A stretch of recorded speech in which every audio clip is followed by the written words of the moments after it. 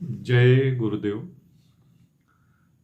इस वीडियो में जो विशेष बात है वो ये है कि जो लोग ईश्वर को नकारने वाले हैं, वो कोई भी हो, चाहे साइंटिस्ट हो या आम आदमी हो, वो इस वीडियो को ज़रा ध्यान से सुने, क्योंकि विज्ञान नए नए चमत्कार कर रहा है और ईश्वर की सत्ता को वो चैलेंज कर रहा है। जबकि विज्ञान से पहले भी वो सारी चीज़ें थी, वो ब्रह्मास्त्र थे, वो लोक परलोकों में लड़ाई होती थी, दूसरे ग्रहों पर लोग जाते थे, वगैरह सारी चीज़ें होती थी जो विज्ञान आज बोलता है कि जो है हम मून तक पहुंच गए, हम मार्स तक पहुंच गए और हमने ये रॉकेट लॉन्चर बना लिया, हमने ये मिसाइल बना ली, वगैरह वगैरह। तो ये बिल्कुल सच है कि विज्ञान उन्नति कर रहा है। विज्ञान जो है समाज के लिए, देश के लिए, मनुष्य मात्र के लिए नई नई सुविधाएं कर रहा है। लेकिन ये सुविधाएं विज्ञान के पहले भी थी, हर बार होती हैं। एक स्थिति पे जाके जो है उनका पुनः जो है फिर वो चीज़ें करना पड़ती है, क्योंकि विनाश हो जाता है। सिंधु घाटी सभ्यता में जैसे बहुत सारी उन्नत तकनीकें हमें मिली हैं, फिर वो विनष्ट हो गई। अब हम पुनः उन्नति कर रहे हैं, फिर हम खोज जारी रख रहे हैं। तो ये वीडियो उन लोगों के लिए है जो ईश्वर की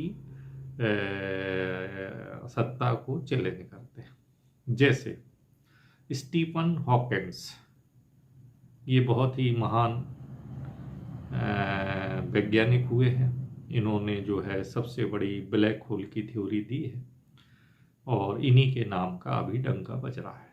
इन्होंने कहा, मुझे इस बात का पूरा एहसास है कि ना तो कोई स्वर्ग है और ना ही मरने के बाद कोई जीवन है। मेरा मानना है कि मरने के बाद जीवन है, यह सोचना सिर्फ आपका खुशनुमा विचार हो सकता है। इसके लिए कोई भरोसेमंद साक्ष्य नहीं है। ऐसा कोई सबूत नहीं है कि ये माना जाए कि मरने के बाद कोई लोक परलोक है, कोई स्वर्ग नरक है या पुनः जीवन होता है। मरने के बाद भी आत्मा के पास कोई जीवन होता है। स्टीफन हॉकिंस का मानना था, ब्रह्मांड किसी अलौकिक शक्ति ने नहीं बनाया, बल्कि ये खुद बना है। इस बात को आप अंडरलाइन कर लें। स्टीफन हॉकिंस बोलते हैं कि उनका मानना था कि ब्रह्मांड किसी अलौकिक शक्ति ने नहीं बनाया, बल्कि ये खुद बना है। बल्कि ये खुद बना है, इस बात का इस वीडियो में उत्तर मिलेगा कि खुद बन सकता है कि नहीं बन सकता है। ब्रह्मांड एक अनोखा और अद्भुत डिजाइन है, लेकिन इसका भगवान से कोई लेना देना नहीं है। ये विचार स्टीफन हॉकिंस के हैं। हम सभी जो चाहें, स्टीफन हॉकिंस आगे कहते हैं, हम सभी जो चाहें उस पर विश्वास करने के लिए स्वतंत्र है। उनका कहना है जो चाहे ईश्वर पर विश्वास करे, लेकिन मैं नहीं करता। कोई भी हमारे भाग्य को निर्देशन नहीं करता, ये हम स्वयं करते हैं। उनका कहना है कि कोई हमारे भाग्य का निर्देशन नहीं करता, बल्कि हम स्वयं करते, स्वयं हम भाग्य विधाता है। विज्ञान ऑब्जर्वेशन अर्थात अवलोकन और रीजन अर्थात कारण पर चलता है, जबकि धर्म ईश्वर को वो धर्म से जोड़ रहे हैं, जबकि धर्म आस्था और विश्वास पर चलता है। यह ब्रह्मांड जो अब वो विशेष बात जो कह रहे हैं, यह ब्रह्मांड स्वतः स्फूर्त है और इसका कोई निर्माणकर्ता या ईश्वर नहीं है। बार बार स्टीफन हॉकिंस शब्द बदल के ये कह रहे हैं कि ये ब्रह्मांड किसी भगवान ने नहीं बनाया, ये अपने आप बना है। आगे स्टीफन हॉकिंस बोलते हैं,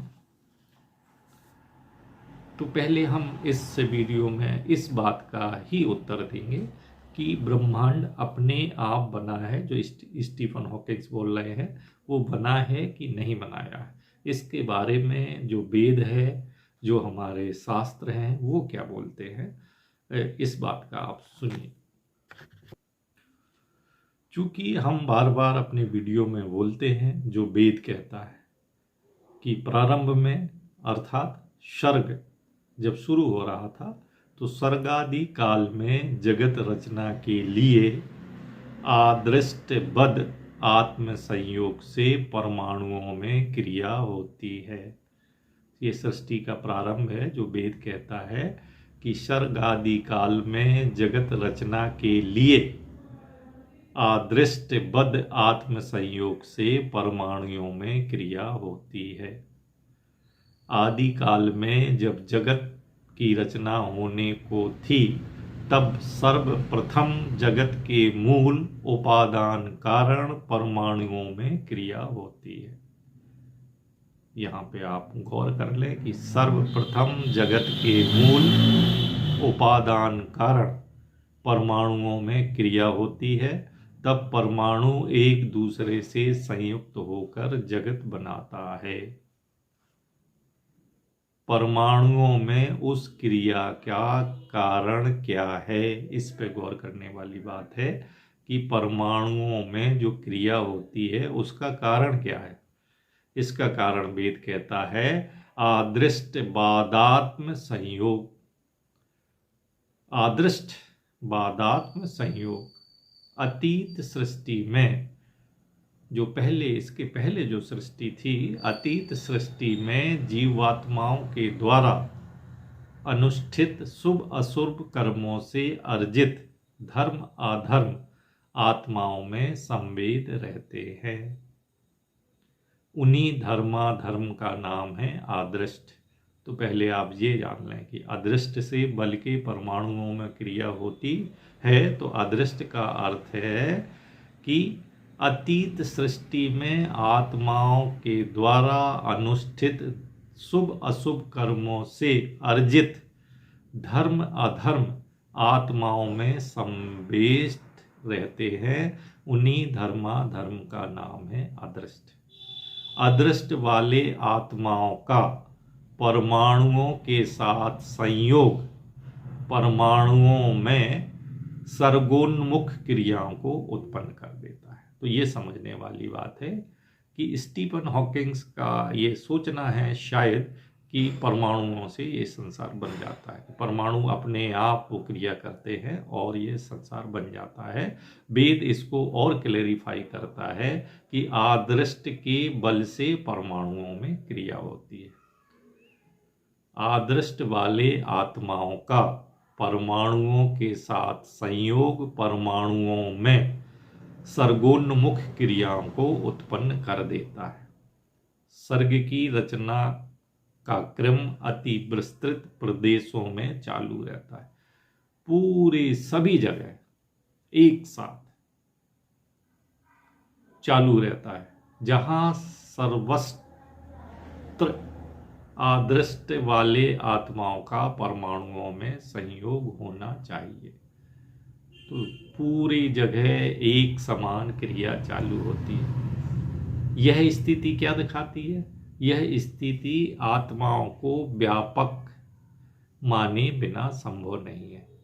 अगर सब जगह एक साथ क्रिया हो रही है तो आत्मा में जो अदृष्ट का बल है वो आत्मा को व्यापक होना चाहिए, तभी एक साथ सब जगह क्रिया होती है।